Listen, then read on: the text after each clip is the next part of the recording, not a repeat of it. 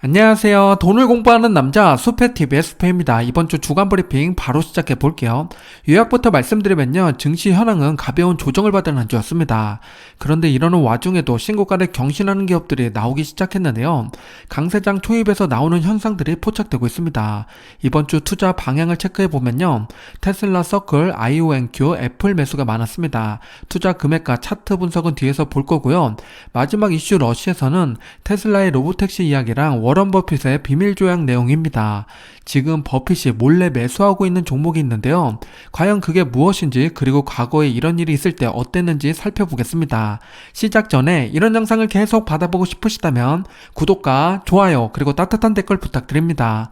여러분의 관심이 저를 행복하게 합니다. 감사합니다. 이번 주 글로벌 증시를 보면요. 초록색과 빨간색이 공존하는 한 주였습니다. 포인트를 정리해보면요. 우선 상승하는 기업들은 대부분 에너지랑 헬스케어 분야였습니다. 에너지는 전쟁 소식에 유가가 급등했기 때문에 올라가는 모습을 보여줬고요. 헬스케어는 그동안 격하게 눌렸기 때문에 바닥에서 반등이 나왔습니다. 반대로 하락한 기업들을 살펴보면요. 신기하게도 이커머스 산업에 포함된 기업들이 모두 다 조정을 받았습니다. 쇼피파이, 알리바바, CE가 대표적이죠. 미래 전망이 좋은 산업이지만 단기 조정은 어쩔 수 없는 숙명인가 봅니다. 요즘 유럽 증시가 참 좋죠. 유럽에서 잘 나가는 스톡스 600을 보면 다음과 같습니다. 이 중에서 현재 탑3 기업은 셉, 네슬리, ASML인데요. 세 개 기업의 시총이 모두 250 빌리언 유로로 거의 비슷한 수준입니다. 치열한 3파전이 계속되고 있는데요. 유럽의 투자를 고려하고 있다면 참고해 주시기 바랍니다. 한국의 1인당 GDP는 어느 정도 수준일까요? 2025년 현재 한국은 36위로 1인당 GDP가 34,642달러입니다. 다행히 대만과 일본보다는 앞서고 있는데요. 그런데 그 격차가 크지 않은 상태입니다. 대만과는 216달러밖에 차이가 나지 않죠. 요즘 대만이 TSMC를 등에 업고 좋은 성적을 내고 있습니다. 조만간 역전이 일어날 것 같은데요. 우리의 투자도 고민이 필요한 시점입니다. 미국 4대 지수 현황을 체크해 보겠습니다. 다우존스는 이번 주에 1.3% 하락이 나왔고요. S&P 500은 0.3% 빠졌습니다. 나스닥을 보면 1.6% 하락했는데요. 반대로 장기 채권은 1.2% 올랐습니다. 주식이 모두 같이 하락하는 동안 장기 채권은 상승이 나왔죠. 이렇기 때문에 주식과 채권을 배분하면은 양쪽에 모두 다 밸런스를 맞출 수 있는 투자를 할 수 있게 됩니다. 2020년부터 5년 동안 주요 자산의 성과를 비교해보면요. 가장 드라마틱하게 상승한 자산은 역시 비트코인입니다. 2022년에 65% 큰 하락이 있었지만요. 그 외의 연도에서는 큰 폭의 상승을 보여줬습니다. 그리고 2위는 나스닥 100이고 3위는 S&P 500이었는데요. 비트코인을 제외하면 역시 미국 대표 증시가 좋은 성적을 내고 있습니다. 올해 초 미국 증시가 부진할 때 말이 많았는데요. 언제 그랬나는 듯이 시원하게 반등하는 모습을 보여주고 있는 요즘입니다. 올해도 좋은 성적을 보여주길 기대해 보겠습니다. 이번 주 미국 증시 현황을 살펴보면요. 역시나 초록색과 빨간색이 공존하는 한 주입니다. 빨간색이 더 많은 것으로 하락한 기업이 많다는 이야기가 되는데요. 이런 시기에 상승한 기업들은 눈여겨봐야겠죠. 체크를 해보면요. 오라클, 팔란티어, 테슬라, 마이크론, 일라이릴리, CVS 헬스, 엑스모빌 등이 있습니다. 앞에서 봤듯이 미국 증시에서도 에너지랑 헬스케어 분야가 좋은 모습을 보여줬고요. 그 외 개별주는 각자 도생하는 모습입니다. 반대로 하락한 기업을 체크해보면 비자, 애플, 어도비, 부킹홀딩스, GE, 인투이티브 서지컬 등이 있습니다. 특히 왼쪽 아래를 보면 금융주가 전반적으로 좋지 못한 모습을 보여주고 있습니다. 대표 기업의 바로 밑을 보겠습니다. 최고점 대비 하락률이랑 52주 저점 대비 상승률을 나타내고 있는데요. 지난주에 이어서 이번 주에도 신고가를 경신한 기업은 마소였습니다. 그리고 상승폭이 컸던 기업 3개를 추려보면요. 역시 테슬라가 있죠. 7% 올라서 최고점 대비 하락률 33% 남게 됐고요. 밑으로 내려가다 보면 일라일릴리가 5% 올랐고 엑스모빌이 6% 상승하는 난주였습니다. 섹터별 현황을 보겠습니다. 금요일만 놓고 보면 혼자 에너지주가 올라가는 모습이고 모두 같이 하락이 나왔습니다. 그럼 일주일을 놓고 보면 어떤 그림이 그려질까요? 역시나 에너지주는 꾸준히 올라가는 모습이었고요. 그와 더불어서 헬스케어도 상승이 나왔습니다. 에너지랑 헬스케어 분야에서 상승폭이 큰 기업 2개를 가지고 왔습니다. 코노코필립스랑 일라일릴리인데요. 11%, 6.4% 상승이 나왔습니다. 특히나 SCHED가 투자하는 기업 중에서 코노코필립스의 비중이 높죠. 시원하게 올라가는 모습입니다. ETF 바로미터 주요 현황을 볼게요. 왼쪽에 있는 섹터를 먼저 보면요. 앞에서도 말씀드렸듯이 에너지 분야가 큰 폭으로 올라가고 있습니다. 4.7% 상승이 나왔고요. 미국 전반적인 시장은 이번 주에는 마이너스였습니다. 0.5% 빠져서 VTI가 최고점 대비 하락률 3.2%까지 키워지는 모습이고요. 가치랑 성장 중에서는 이번 주에는 대형 성장주가 0.2% 상승이 나왔습니다. 성장주는 반대로 하락하는 모습이었고요. 오른쪽 위에 SCHD를 보게 되면요. 1.2% 올라서 최고점 대비 하락률 9.5% 남았습니다. 그동안 SCHD가 소외를 많이 받았었는데 이번 주에는 만회하는 모습을 보여주고 있습니다. 그리고 TQQQ를 보게 되면요.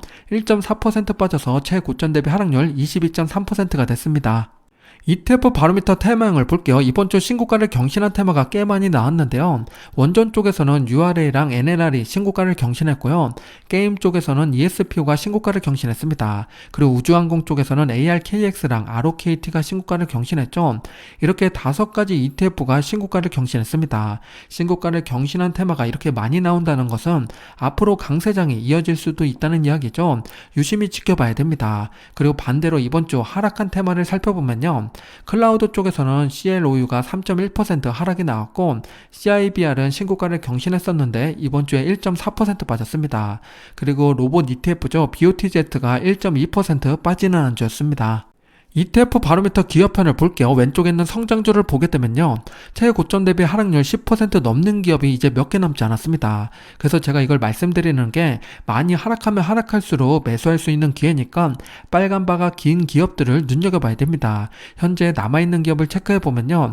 애플, 구글, 테슬라가 있습니다. 애플은 아쉽게도 이번 주에도 2.9% 하락이 나왔고요.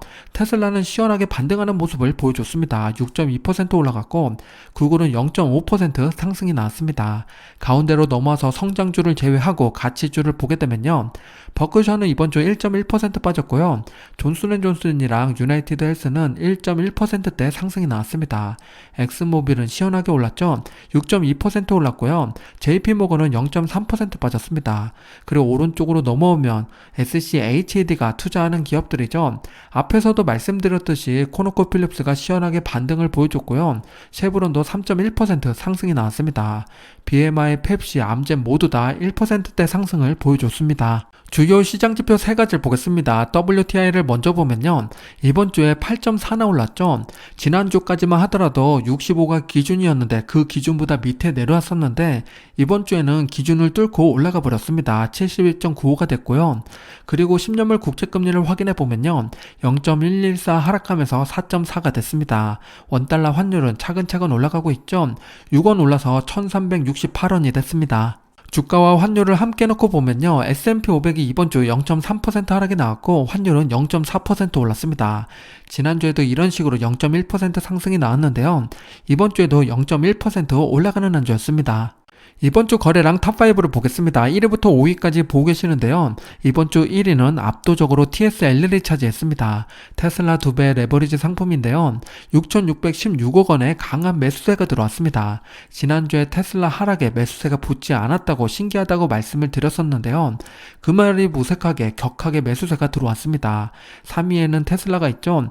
테슬라에게로 8천억이 넘는 자금이 몰렸다고 보시면 됩니다. 그리고 2위에는 스테이블 코인 관련 기업으로 서클이 있는데요. 1614억 원의 순매수가 들어왔습니다. 상장한 지 이제 7일이 된 종목이고요. 금요일에는 25% 급등이 나왔습니다. 그리고 4위에는 IONQ, 5위에는 애플이 차지했습니다. 거래량 1위를 차지한 테슬라 차트를 보겠습니다. 3월에 저점을 찍고 쌍바닥을 멋지게 그렸죠. 그 뒤로 하락 채널에서 상승 채널로 바뀌는 모습을 보여줬습니다. 트럼프와 머스크의 싸움과 화해 모두 채널 안에서 움직이는 모습이죠. 현재도 그 채널이 깨지지 않고 오르고 있습니다. 지금은 차트상 채널 중간쯤에 위치하고 있는데요. 로보택시가 거리에서 목격되면서 차트도 안정적으로 찾아가고 있습니다. 큰 탈 없이 이 채널을 유지하면서 오르길 기대해 보겠습니다. 월가에서 로보택시 출시가 6월 12일이 될 거라고 전망을 했었는데요. 하루 전에 일론 머스크가 6월 22일이 출시라고 발표했습니다. 보통 예상보다 늦어지면 주가가 하락하는 경향이 있는데요. 이번 테슬라는 그렇지 않았습니다. 즉 다음 이벤트가 확실하다는 반증이 될 수도 있겠죠. 테슬라의 로보택시는 처음에는 10대에서 20대 정도로 시작할 예정입니다. 안정성이 확보되면 수량을 늘릴 텐데요. 1년에 200만 대를 생산할 수 있기 때문에 확장 속도는 감히 예측되지 않는 수준입니다. 우선 22일을 기대해 보겠습니다. 거래량 5위를 차지한 애플의 차트를 보겠습니다. 현재 빅테크 기업 중에서 가장 고전하는 회사가 애플이 아닐까 싶은데요. 중국과 미국 사이에서 고생하고 있습니다. 차트도 위, 아래 모두 막히는 삼각수렴 구간에 들어가고 있죠. 이런 시점에 AI 관련된 아웃풋이 하나만 나와도 주가가 오를 텐데 좀 아쉬운 모습입니다. 애플은 시리조차도 업데이트를 내년으로 미뤘는데요. AI 경쟁에서 계속 뒤처진 모습을 보이고 있는 애플입니다. 당분간 행보하는 건 어쩔 수 없겠지만요. 아이폰 17 출시를 기대해 봐야겠습니다. AI 생태계를 보여주는 인포그래픽을 가지고 왔습니다. 여기서 애플의 위치는 어디쯤일까요? 왼쪽 아래 칩 부분에서 애플이 들어가 있습니다. 단지 그뿐이죠. AI 경쟁이 치열한 요즘 애플은 폐쇄적인 모습을 유지하고 있습니다. 경쟁에서도 밀려나는 상황이 계속되고 있는데요. 안타까운 상황입니다. 비트코인의 위상이 얼마나 높아졌나 확인해 볼까요? 세계 최대 기업들의 시총과 비트코인을 비교해 보면요. 꿀리지 않는 수준입니다. 메타, 브로드컴, 테슬라보다는 크고요. 아마존과 비슷한 상태입니다. 반감기 개념으로 희소성이 점점 커진다면요. 언젠가는 세계 시총 1위를 넘어서는 날도 오지 않을까 생각이 됩니다. 월마트 관련해서 한 가지 더 재미난 소식을 전해드리면요. 드론 배송 서비스를 확대하겠다고 이야기합니다. 미국에서 5개 주에 5개 도시에 드론 서비스를 확장할 예정입니다. 월마트는 2021년부터 드론 배송을 시작했는데요. 지금까지 총 15만 건이 넘는 배송을 완료했다고 합니다. 앞으로 100개 매장에서 진행된다고 해도 전체 매장의 약 2%에 불과하다고 하는데요. 여전히 갈 길이 많이 남아 있습니다. 드론 배송의 목적은 작은 주문을 더 빠른 시간 내에 배송하는 거라고 하는데요. 그럼 이제 맥주 한 캔을 마시고 싶어도 바로 배송해 줄 겁니다. 먼 미래에는 집 냉장고도 작아지지 않을까 생각해 봅니다. 월마트의 전자상거래 성장성을 체크해보면요. 2025년 올해 온라인 매출이 미국 내에서 793억 달러라고 합니다. 이는 미국 전체 매출의 17%에 해당이 되는데요. 아직은 작은 편이죠. 글로벌은 더욱 미비합니다. 앞으로 성장성을 더 기대해볼 만한 포인트입니다. 최근 10년 동안 미국과 유럽의 AI 투자를 살펴보면요. 미국이 압도적으로 높은 걸 알 수 있습니다. 특히 2021년에는 그 격차가 확실히 더 벌어졌었죠. 메타를 비롯해서 빅테크 기업들이 공격적으로 투자를 하고 있습니다. 지금은 더 벌어졌겠죠. 우리의 투자의 방향도 같아야겠습니다. 챗GPT가 요즘 잘 나가는 건 알겠는데 여전히 기존 사고와 패턴을 유지하는 사람 또한 많은 상황입니다. 1일 검색량을 체크해보면요. 여전히 구글이 압도적으로 높습니다. 하루 평균 검색수를 확인해보면요. 137억 건이라고 합니다. 그 뒤를 쫓고 있는 것이 챗GPT가 아니라 인스타그램인데요. 하루 검색량이 65억 건입니다. 정말 많죠? 챗GPT는 저 밑에 13위를 차지하고 있는데요. 하루 검색량은 10억 건이라고 합니다. 적지 않은 숫자지만 여전히 구글과 인스타그램이 메인인 시장이 유지되고 있습니다. 조금씩 변화해 가겠죠? 지켜보면서 또 말씀드리겠습니다. AI 모델 중에서 IQ가 가장 높은 모델은 무엇일까요? 검사 결과 오픈 AI의 O3가 135로 가장 높게 나왔습니다. 그 다음으로 2위는 크로드고 3위는 제미나이 2.0이 차지했습니다. 사람을 뛰어넘는 AI가 등장할 날이 머지않았습니다. 오픈 AI의 매출 성장을 예측해보면요. 2025년 올해 130억 달러가 되고요. 내년에는 290억 달러가 됩니다. 그리고 2029년이 되면 1250억 달러까지 올라갈 걸로 예측하고 있죠. 그만큼 AI 산업이 앞으로 5년간 격한 성장을 보여줄 거란 이야기입니다.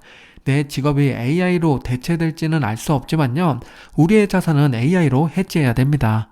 우리는 지금 AI를 얼마나 빨리 받아들이고 있을까요? 예전 개인용 PC가 성과를 거두는데 12년이나 걸렸다고 합니다. 꽤 긴 시간이었죠. 그리고 인터넷은 5년 만에 일어났습니다. 지금 생성형 AI는 2년 만에 39%까지 올라왔습니다. 인터넷을 받아들이는 것에 절반의 시간이 걸린 거죠. 개인용 PC를 받아들이는 것을 감안하면 4분의 1도 안 되는 시간입니다. 앞으로 그 성장 속도는 계속될 걸로 보이죠. 그렇다면 생성형 AI AI 시장은 2028년까지 4배로 성장할 걸로 예상이 됩니다. 520억 달러라고 이야기하고 있는데요. 그럼 지금부터 3년 동안 AI 종목들도 주가가 4배 정도 올라가게 될까요? 그건 어떤 종목을 채택하느냐에 다르겠죠.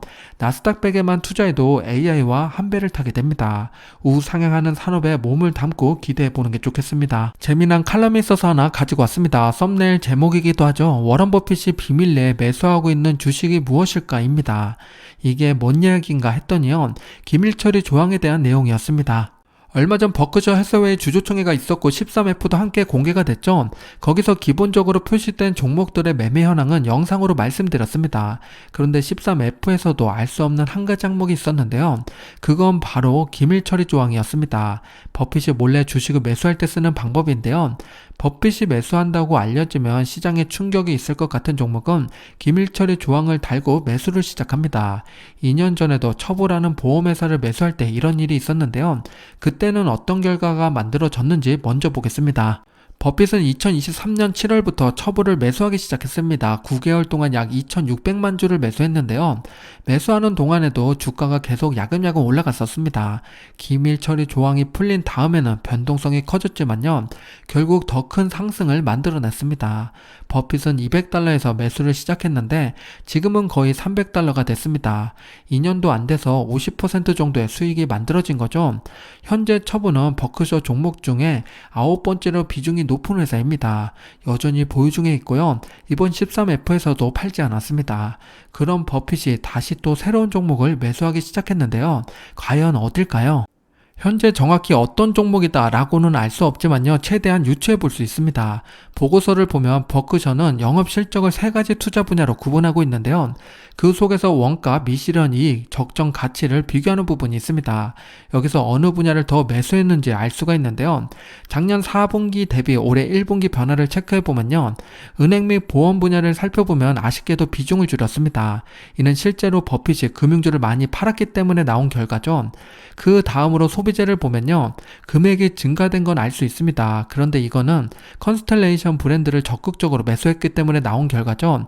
지난번 버핏 영상으로 말씀드렸듯이 코로나 맥주 회사를 비중을 많이 늘렸습니다. 마지막 3번째를 보면요. 상업 및 산업 그리고 기타에 해당되는 금액이 크게 늘었죠. 증액된 걸 알 수가 있습니다. 그런데 이 분야는 13F로 알 수가 없는 금액이었죠. 비밀리에 버핏이 매수하고 있는 분야는 3번째 분야였습니다. 과연 버핏은 어떤 종목을 매수하고 있는 걸까요? 조금 더 자세히 파헤쳐 보겠습니다. 버핏이 매수할 수 있는 종목이라면 시총이 작아서는 안 되겠죠.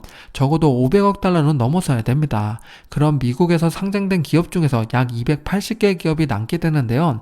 이 중에서 앞에서 봤듯이 상업 및 산업 그리고 기타 분야를 추려보면요. 136개 기업이 남게 됩니다. 여기에 해당되는 산업은 기술, 헬스케어, 에너지, 산업 등이 있는데요. 버핏이 혁신 기술 분야에 투자하는 건 좀 상상이 안 되죠. 그리고 임상을 진행하는 신약 개발 회사도 투자하지 않습니다. 그럼 자연스럽게 2개의 산업이 남게 되죠. 산업과 에너지 분야입니다. 그럼 54개의 기업이 살아남게 되는데요. 여기서도 에너지 분야는 이미 쉐브론이랑 옥시덴탈을 투자하고 있기 때문에 새로운 종목을 추가하기에 애매합니다. 그런 남은 산업은 오롯이 산업 분야인데요. 산업 분야에서 버핏이 투자할 만한 기업 3개를 소개드려 보겠습니다.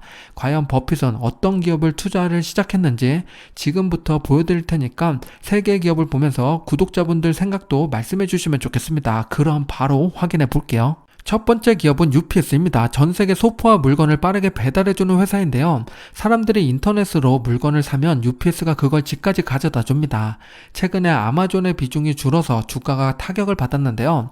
앞으로 이커머스를 비롯해서 물류 시장은 확장될 수밖에 없기 때문에 미래가 밝은 산업입니다. 과거에 버핏이 투자했던 적이 있는 회사이기도 한데요. 명확한 경쟁 우위를 유지하고 있는 기업입니다. 강력한 자본하는 프로그램을 갖고 있기 때문에 버핏이 매력적으로 느낄 수 있습니다. UPS의 월봉 차트를 보면요. 주가가 꽤 많이 내려왔죠. 2022년부터 3년째 하락 중에 있습니다. 과연 지금의 하락의 끝일까요? 현재 주가는 10년 전 주가와 거의 비슷한 수준입니다. 팬데믹 특혜를 반납하고도 너무나 하락한 상황이죠. 이 위기 속에서 UPS는 탈출할 수 있을지 지켜봐야겠습니다. 전문가들이 바라본 UPS는요, 앞으로 12.4% 정도 더 올라갈 여력이 있다고 판단하고 있습니다. 20명의 전문가 중에 10명이 바이, 8명이 홀드, 2명이 셀을 외치고 있는데요. 투자에 참고하시기 바랍니다. 두 번째 기업은 우주항공 및 방산기업으로 록히드 마틴입니다. 미국의 대표적인 방위산업 회사로 전투기, 미사일, 우주기술 등을 만드는 회사인데요. 우리가 영화에서 보는 F-35 전투기도 이 회사가 만들었습니다. 미국 정부와 계약해서 안정적인 수익을 벌고 있고요. 게다가 트럼프가 방산에 힘을 실어주고 있는 상황이죠. 전 세계 안보가 중요해질수록 수요가 꾸준히 늘어나는 구조입니다. 중동 전쟁의 수혜주로 볼 수도 있겠죠. 비교적 안정적인 배당을 지급하기 때문에 장기적인 투자로 매력적으로 보입니다. 록히드 마틴의 주봉 차트를 보면요. 팔란티어가 방산주를 대체한다는 소식에 작년부터 크게 하락이 나왔습니다. 전투기보다 드론이 더 중요하다는 이야기에 또 타격을 받았죠. 모든 악재가 쏟아진 지금 이제 바닥을 다지고 조금씩 올라가고 있습니다. 과연 여기서 얼마나 더 오를 수 있을지 지켜봐야겠습니다. 전문가들이 바라본 록히드 마틴은요, 앞으로 7% 정도 더 상승 여력이 있다고 판단하고 있습니다. 15명의 전문가 중에 7명이 바이, 8명이 홀드를 외치고 있습니다. 셀은 아무도 없는데요, 투자에 참고하시기 바랍니다. 마지막 세 번째 기업은 산업 분야의 대표 기업 캐터필러입니다. 세계에서 가장 유명한 건설 장비 회사죠. 도로, 건물, 광산 같은 데서 쓰는 커다란 포크레인, 불도저, 트럭 등을 만들고 있습니다. 전 세계 인프라 공사에 꼭 필요한 장비라서요. 경기가 좋아지면 자연스럽게 수요가 늘어나고요. 이에 따라서 실적도 좋아지게 됩니다. 전쟁 이후 복구에도 꼭 필요한 기업인데요. 러시아 전쟁, 중동 전쟁 모두 복구를 위해서 캐터필러가 필요한 날이 오게 됩니다. 또한 장비를 파는 것뿐만 아니라 부품, 유지보수 서비스도 매출의 일부분인데요.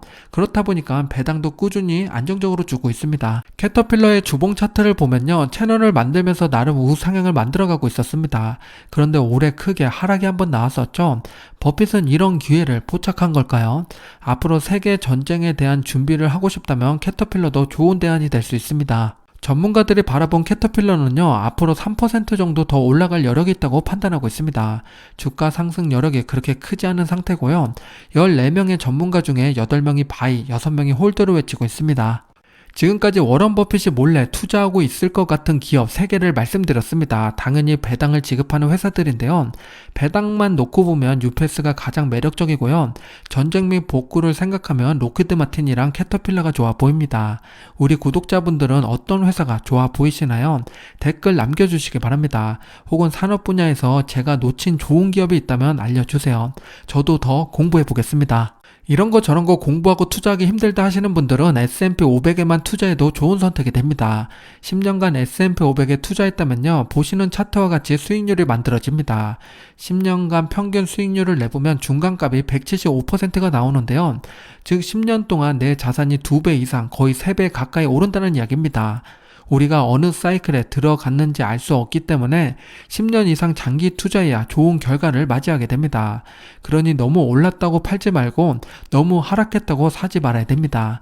그냥 꾸준히 매수하면 좋은 결과가 찾아오게 됩니다. 다음 주 배당 기업을 보겠습니다. 6월 16일부터 27일까지인데요. 프로로지스, 램리서치, 베스트바이, 브로드커, 매드트로닉이 있습니다. 배당 투자자분들 참고하시기 바랍니다. 마지막으로 다음 주 주요 일정을 말씀드리고 마무리 짓겠습니다. 18일에 FOMC 미팅이 있는데요. 동결은 확실한데 파월이 어떤 발언을 하게 될지 주의 깊게 봐야 됩니다. 그리고 22일 일요일에는요. 테슬라의 로보택시가 첫 데뷔하게 됩니다. 레버리지 투자하시는 분들은 변동성에 주의하시고요.